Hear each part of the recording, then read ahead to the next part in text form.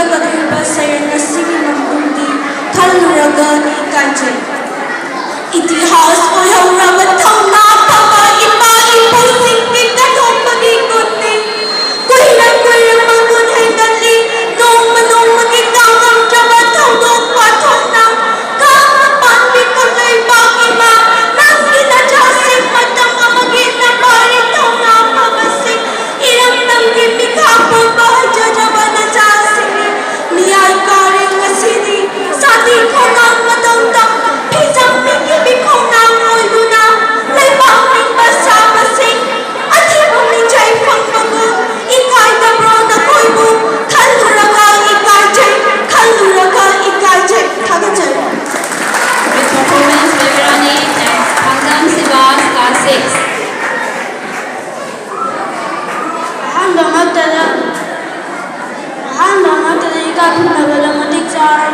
Principal,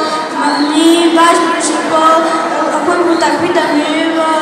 ꯑꯣꯖꯥꯁꯤꯡꯕꯨ ꯏꯀꯣꯛꯅꯅ ꯈꯨꯔꯨꯝꯖꯔꯤ ꯑꯩꯒꯤ ꯃꯤꯡ ꯊꯥꯡꯖꯝ ꯁꯤꯕꯥꯁ ꯀꯧꯏ ꯉꯁꯤ ꯑꯩꯅ ꯊꯤꯖꯒꯗꯧꯔꯤꯕ ꯁꯩꯔꯦꯡ ꯑꯁꯤꯒꯤ ꯃꯃꯤꯡꯗꯤ ꯃꯣꯡꯐꯝ ꯊꯛꯇ ꯀꯅꯥꯅꯣ ꯊꯤꯖꯔꯛꯂꯒꯦ ꯑꯩꯍꯥꯛꯀꯤ ꯁꯩꯔꯦꯡ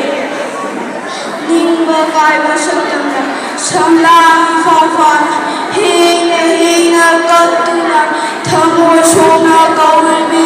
ꯅꯨꯡꯁꯤꯔꯕꯤ ꯅꯪꯕꯨ ꯀꯅꯥꯅꯣ ꯀꯥꯂꯦꯟ ꯃꯩꯁꯥ ꯑꯀꯟꯕ ꯂꯤꯔꯤ ꯂꯥꯡꯂꯁꯨ ꯂꯦꯞꯈꯤꯕ ꯃꯩꯁꯥ ꯄꯨꯕ ꯊꯑꯣꯏꯗ ꯄꯥꯔꯤ ꯊꯣꯏꯅ ꯀꯧꯔꯤꯕꯤ ꯅꯨꯡꯁꯤꯔꯕꯤ ꯅꯪꯕꯨ ꯀꯅꯥꯅꯣ ꯑꯈꯥꯡ ꯑꯔꯥꯎ ꯑꯍꯤꯡꯗ ꯂꯤꯛꯂꯥꯡ ꯊꯣꯏꯅ ꯇꯥꯈꯤꯕ ꯊꯤꯐꯝ ꯈꯪꯗ ꯋꯥꯈꯤꯕ ꯅꯣꯡꯖꯨꯒ ꯑꯍꯤꯡ ꯑꯊꯦꯡꯕꯗ ꯄꯤꯔꯥꯡ ꯃꯔꯤꯡꯅ ꯇꯨꯝꯈꯤꯕ ꯄꯥꯔꯤ ꯃꯥꯕꯨ ꯀꯧꯗꯨꯅ ꯃꯣꯡꯐꯝ ꯊꯛꯇ ꯑꯣꯟꯈꯤꯕ ꯅꯤꯡꯕ ꯀꯥꯏꯔꯕꯤ ꯅꯪꯕꯨ ꯀꯅꯥꯅꯣ? Thank you. The last participant for this junior poem competition, Ningomam Dayarani Chanu, Class 8, representing Pungal House. ꯑꯍꯥꯟꯕꯗ ꯏꯀꯥꯏ ꯈꯨꯝꯅꯕ ꯃꯇꯤꯛ ꯆꯥꯔꯕ sir principal sir vice principal ꯖꯖꯦꯁ ꯑꯣꯖꯥꯁꯤꯡꯕꯨ ꯑꯃꯗꯤ ꯇꯝꯕꯤꯕ ꯃꯌꯥꯝ ꯄꯨꯝꯅꯃꯛꯄꯨ ꯏꯀꯣꯛꯅꯅ ꯈꯨꯔꯨꯝꯖꯩ ꯑꯩꯒꯤ ꯃꯤꯡ ꯅꯌꯥꯔꯅꯤ ꯀꯧꯖꯩ ꯑꯩꯍꯥꯛꯀꯤ ꯀ꯭ꯂꯥꯁ 9ꯁꯨꯕꯗ ꯇꯝꯖꯔꯤ ꯉꯁꯤ ꯑꯩꯅ ꯂꯥꯟꯊꯣꯛꯆꯒꯗꯕ ꯁꯩꯔꯦꯡ ꯑꯁꯤ 13 ꯑꯒꯁꯠꯀ ꯃꯔꯤ ꯂꯩꯅꯅ ꯂꯥꯟꯊꯣꯛꯆꯒꯗꯕꯅꯤ ꯑꯩꯒꯤ ꯁꯩꯔꯦꯡꯒꯤ ꯃꯃꯤꯡꯅ ꯃꯤꯄꯥꯏꯔꯕ ꯊꯋꯥꯏꯁꯤꯡꯒꯤ ꯇꯦꯡꯊꯥꯈꯣꯜ ꯂꯥꯟꯊꯣꯛꯆꯔꯒꯦ ꯑꯩꯒꯤ ꯁꯩꯔꯦꯡ ꯍꯦ ꯏꯃꯥ ꯅꯤꯡꯊꯤꯕꯤ ꯁꯅꯥꯔꯤꯕ ꯃꯅꯤꯄꯨꯔ ꯅꯪꯒꯤ ꯅꯁꯥꯏꯒꯨꯝꯅ ꯂꯥꯏꯗꯨꯅ ꯆꯠꯂꯤꯕ ꯃꯇꯝ ꯈꯣꯡꯆꯠ ꯀꯨꯝꯖꯥ ꯈꯨꯗꯤꯡꯒꯤ ꯄꯨꯔꯛꯄꯒꯨꯝ ꯄꯨꯔꯛꯂꯤꯗꯣ ꯃꯁꯤꯁꯨ ꯅꯤꯡꯁꯤꯡꯂꯤꯕ ꯃꯤꯄꯨꯝ ꯈꯨꯗꯤꯡꯒꯤ ꯊꯃꯣꯏ ꯀꯥꯏꯅ ꯃꯁꯛꯑꯣꯏ ꯅꯄꯥꯏꯅꯕꯨ ꯀꯌꯥꯅꯤ ꯂꯤꯂꯨ ꯄꯤꯔꯥꯡ ꯄꯤꯔꯣꯏꯗꯅ ꯊꯃꯣꯏꯗ ꯇꯛꯁꯤ ꯁꯣꯟꯗꯨꯅ ꯂꯩꯍꯧꯔꯤ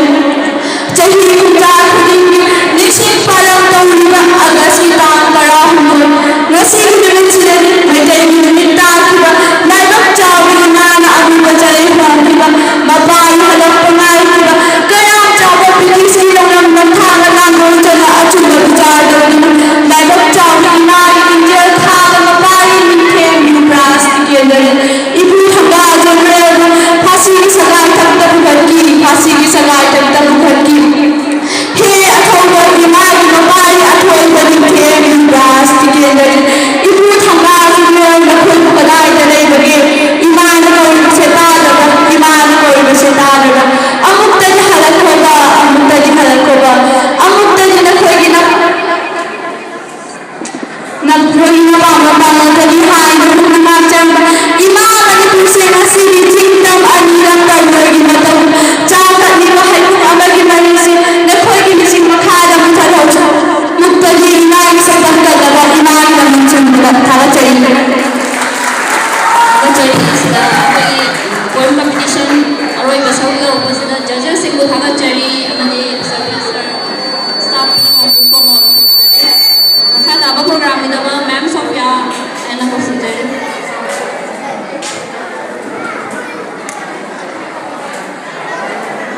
Thank you.